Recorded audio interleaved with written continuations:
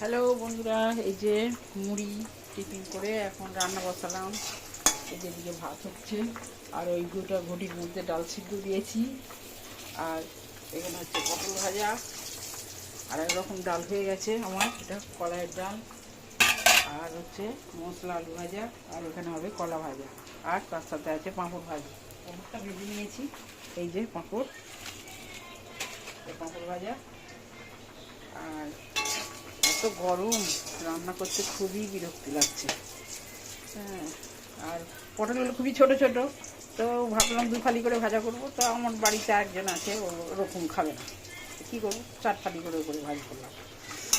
এটাই আজকে রান্না বান্না। আর এরকম ডাল হবে, এই যে সিদ্ধ দিয়েছি, ওটা একজনের জন্য। আমাদের বাড়িতে যটা লোক তো ওরকম খাওয়া দাওয়া হয়, 3-4 লোকের 3-4 রকম রান্না।